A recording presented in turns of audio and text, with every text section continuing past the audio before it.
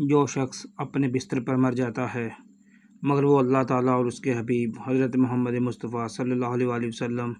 اور ان کی آل کے حقوق کو پہچانتا ہے تو وہ شہادت کی موت مرتا ہے، اور اللہ تعالیٰ اسے پورا اجر عطا فرمائے گا اور اسے ان تمام نیک اعمال کا ثواب عطا فرمائے گا جن کو کرنے کا اس نے ارادہ کیا تھا، اور اس کے ارادے اس کی تلوار چلانے کے قائم مقام ہو جائیں گے، کیونکہ ہر شے کی حد ہوتی ہے جس سے نہیں بڑھتا۔ اللہ تعالیٰ نے روئے زمین پر نگاہ دوڑائی اور پھر ہمیں برگزیدہ کیا۔ آل محمد مصطفیٰ صلی اللہ علیہ وسلم کی محبت کو لازم پکڑو، اور ایسا کرنا تم پر لازم ہے، اور اسی کے ذریعے تم بارگاہ الہی میں محبوب بن سکتے ہو۔ ہم اہل بیت جہالت کے اندھیروں کو دور کرنے والے حکمت کے چراغ اور علم کی کانیں اور علم کے خزانے ہیں، اور ہم حق اور ان کی مابین ناطق اور شاہد صادق ہیں۔ ہم اہل بیت دین اسلام کے ستون اور شریعت کی پابندی کرنے والے ہیں، اور ہماری برکت سے دنیا میں توحید اور حق کی بنیاد نئے سرے سے قائم ہوئی، اور شرک و باطل اپنی جگہ سے ڈگمگائے اور ان کی زبان جڑ سے کٹ گئی، اور ہم لوگوں نے دین کو صحیح معنوں میں سمجھا، اسے محفوظ رکھا، بلکہ اپنے کانوں سے سن کر دوسروں کو بھی بتایا۔ جنتی ہمیں اور ہمارے تابع لوگوں کے گھروں کو یوں دیکھیں گے جیسے کوئی انسان آسمان پر ستارے دیکھتا ہے۔ ہم اہل بیت میں جتنے امام ہیں وہ سب اپنے چاہنے والوں اور دوستوں کے محشر میں پہچانیں گے، اور اللہ تعالیٰ کا فرمان ہے، اے نبی صلی اللہ علیہ وسلم، آپ تو بس ڈرانے والے ہیں، ہر قوم کا ایک ہادی ہوتا ہے۔ اللہ تعالیٰ نے روئے زمین پر نگاہ دوڑائی اور پھر ایسے گروہ کا انتخاب کیا جو ہماری مدد تائید کرتا اور ہماری خوشی میں خوش ہوتا اور ہمارے غم کا اثر اس پر بھی ہوتا، اور وہ ہماری مدد تائید میں اپنی جان و مال کو خرچ کرتا، اور یہی گروہ ہماری جماعت ہے اور ہمارا ان سے تعلق ہے۔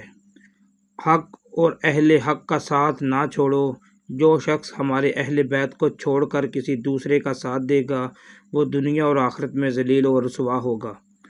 ہم اہل بیت نبوت کا درخت، رسالت کے نزول کا مقام، فرشتوں کی آمد کا مقام،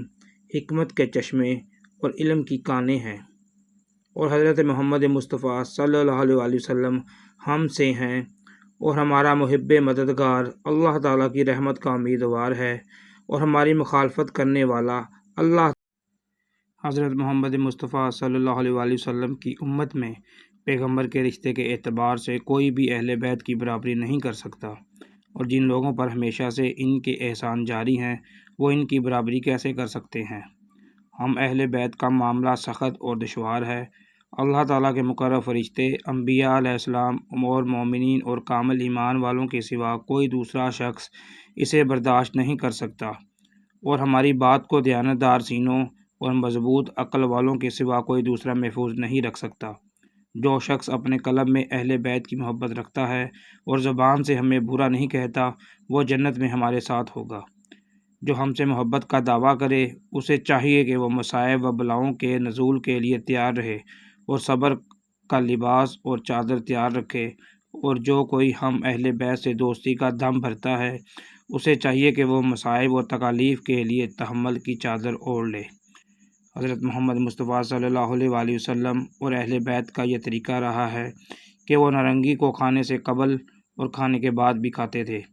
ایک وقت آئے گا جب دنیا اپنی سختی اور روح گردانی کے بعد ہماری جانب متوجہ ہوگی، جس طرح اونٹنی اپنے بچے کی طرف جھکتی ہے اور جننے کے بعد وقت اسے دانتوں سے کاٹتی ہے۔ میں جنت تقسیم کرنے والا، باغ جنت کا خزانچی، حوض کوثر بلکہ احراف کا مالک ہوں۔ جو شخص ہماری عزت کرے گا وہ عزت کا حقدار ہوگا، اور جو ہماری مخالفت کرے گا وہ یقیناً تباہ و برباد ہوگا۔ وہ شخص اندھا ہے جو اہل بیت کی محبت اور فضیلت سے اندھا ہے۔